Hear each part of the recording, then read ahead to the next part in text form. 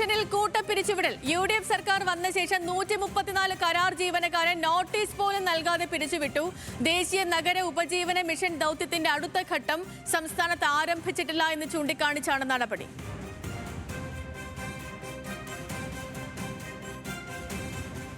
5:30 മണിക്ക് നാളെ മുതൽ നിങ്ങൾ ജോലിക്ക് വരണ്ട എന്ന് പറയുമ്പോൾ നമ്മൾ അതുവരെ ഈ ജോലിയുമായിട്ട് ബന്ധപ്പെട്ട് ഈ ഒരു കിട്ടുന്ന വരുമാനം കൊണ്ടാണ് കുടുംബത്തിൻ്റെ മിക്ക കാര്യങ്ങളും നടത്തിപ്പോയിട്ടുള്ളത്. പെട്ടെന്ന് ഈ ഒരു വരുമാനം നിലക്കുക എന്ന് പറയുന്നത് വളരെയേറെ പ്രയാസമുള്ള കാര്യമാണ്. നമ്മൾ ഈ തൊഴിലുള്ള എല്ലാവരും കുറേ പ്രായം കൂടിയവരും 45 വയസ്സിന് മുകളിലുള്ളവരാണ്. പെട്ടെന്ന് ഒരു മുന്നറിയിപ്പും ഇല്ലാതെ പിരിച്ചുവിടുക എന്ന് പറയുന്നത് അതൊരു വല്ലാത്ത പ്രയാസത്തിലേക്കാണ് നമ്മളെ കൊണ്ടുവന്ന് എത്തിച്ചിട്ടുള്ളത്. കണ്ണൂർ ഇരിട്ടി സ്വദേശി ലേജുവിന്റെ വാക്കുകളാണിത്. 2018 മുതൽ ഇക്കഴിഞ്ഞ ജൂൺ 30 വരെ കുടുംബശ്രീ മിഷനിൽ കമ്മ്യൂണിറ്റി ഓർഗനൈസറായി പണിയെടുത്തു.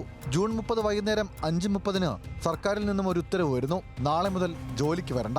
ഒരു നോട്ടീസ് പോലും നൽകാതെ ഇത്തരത്തിൽ 134 പേരെയാണ് സംസ്ഥാന കുടുംബശ്രീ മിഷൻ പിരിച്ചുവിട്ടത്. ഇതിൽ 18ഉം 20ഉം വർഷമായി ജോലിയിൽ തുടരുന്നവരുണ്ട്. അതായത് ഉമ്മൻചാണ്ടി സർക്കാരിന്റെ കാലത്ത് ജോലിയിൽ പ്രവേശിച്ചവർ മുതൽ പുതിയ സർക്കാരിന്റെ കാലത്ത് പുറത്തായി. മുന്നേ പറഞ്ഞിട്ടൊന്നുമില്ലായിരുന്നു.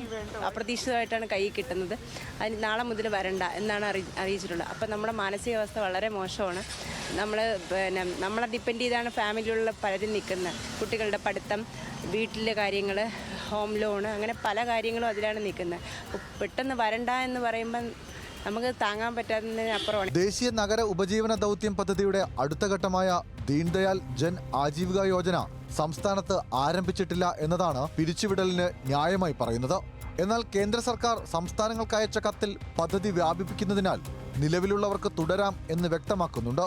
മാത്രമല്ല, ഇവർക്ക് ഓഗസ്റ്റ് വരെയുള്ള ശമ്പളം അനുവദിച്ച് തദ്ദേശ വകുപ്പ് ഉത്തരവുമിറക്കിയിരുന്നു. എന്നാൽ തൊട്ടടുത്ത ദിവസം അത് തിരുത്തി ജൂൺ വരെയാക്കി.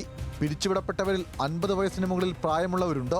ഇവർക്ക് മറ്റൊരു ജോലി കണ്ടെത്തുക എന്നതും പ്രയാസമാണ്. പുതിയ രാഷ്ട്രീയ നിയമനങ്ങളുടെ പേരിലാണ് ഇത്രയധികം പേരെ കൂട്ടമായി ഒഴിവാക്കുന്നതെന്നാണ് ആക്ഷേപം. മാർച്ച് 31 അവസാനിച്ച കരാർ കാലാവധിയാണ് ജൂൺ 30 ശേഷം പുതുക്കി നൽകാത്തത്. ബാക്കിയുള്ള കരാറുകാർക്ക് സെപ്റ്റംബർ 30 വരെ തുടരാം. അതുകഴിഞ്ഞാൽ എന്തെന്ന ആശങ്കയിലാണ് ജോലിയിൽ തുടരുന്നവർ. ന്യൂസ് മലയാളം, തിരുവനന്തപുരം.